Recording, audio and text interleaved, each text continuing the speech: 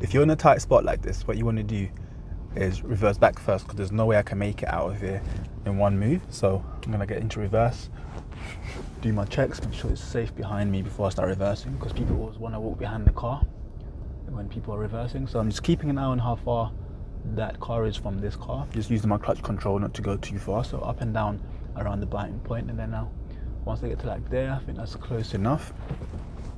Get into gear 1, look around again. I'll probably signal here as well, just to let people know I'm poking out, and might be able to make it in one go. And I'm still using my clutch control, so if I wasn't sure if I was going to make it, I'll just reverse back a tiny bit more and then try again. When you've got people standing in the road like this, you want to go extra slow because they cause a hazard here. So don't just drive like normal. You want to move a bit slower so that you can make it safer for them. So even though this road is closed, I'm still checking the left to make sure there's no one coming through, because there's a gap that cars can come through there and motorbikes can come through as well. So just because the road is closed, don't think you can just come out without checking. I'm going to take the next road on the right here. It's very tight, so I'm going to go really slowly. I'm going to cover my brake because I want to still go on the correct side of the road even though it's really small, and then turn in. I was waiting for any cars that might be coming through here because there's no space for two cars as we turn in.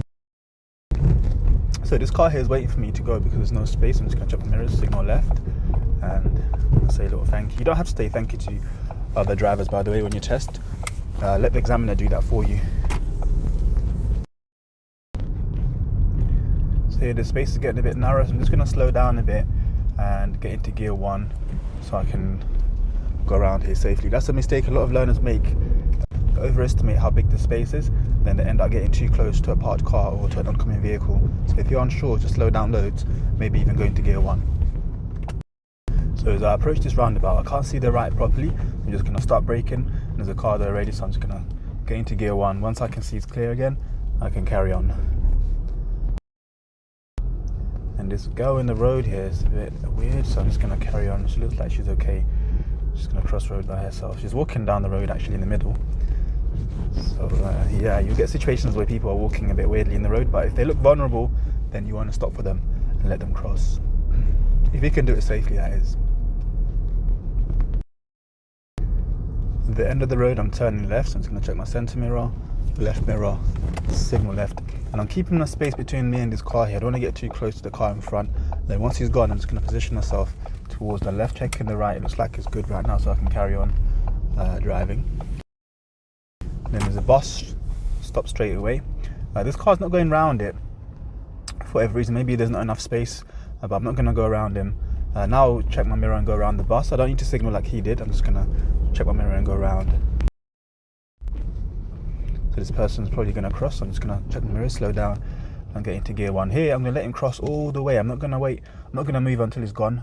Once he's gone, I'll check both sides, and then I'll carry on. Checking the right as I approach this. There's a car going from there, so I'm just going to get into gear 1. That car's far enough away and is indicated to go the other way as well, so I don't need to worry about him too much. If this roundabout, I'm turning left, so I'm just going to check my centre mirror, left mirror, signal left. I can see there's cars lined up ready to go, so once this black van is gone, that blue car is going to start moving, and then the other car behind him is going to go, but he wasn't indicating. If he was indicating, I might have gone, but he didn't, so I assumed he was going to go straight across. I'm going to take the next right, so mirror, signal right, and straight away I'm going to aim to be in the middle in this box here for turning, then I can turn because that car is quite far away.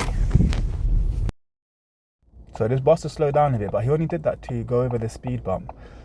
Sometimes people get that wrong. They'll get confused and think that they're slowing down to make them turn, but then they still come towards you. So now that white car is coming quite fast and but it's indicating, so I'm just going to take this chance to move up because there's plenty of room, and then straight away there's a lady crossing the zebra crossing. I'm just going to let her cross. This guy's coming quite close, so I'm just going to wait for him to cross. There's no point me driving there when he's already near the crossing. So now I can check both sides, carry on. So in the distance I can see the bus is indicating right, so the car in front of us has already gone past him, but I'm not going to do that. I'm just going to wait for him to go out of the road first. So sometimes you might see a car in front of you going past a bus that's indicating to come out. Don't copy them because they're not going to get in that much trouble, but you will on your test. Then at the end of this road, I'm turning right, so I'm just going to check my centre mirror, right mirror, signal right. I need to go over the line a bit first to go over around his van, but then also going past him, I can go back to my side and then wait for a safe gap to turn.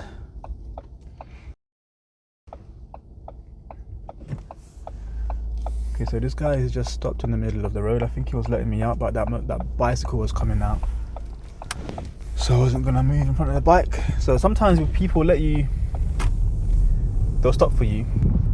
You still need to concentrate well on everyone else who's got priority over you. So you don't just come out just because one person's let you out.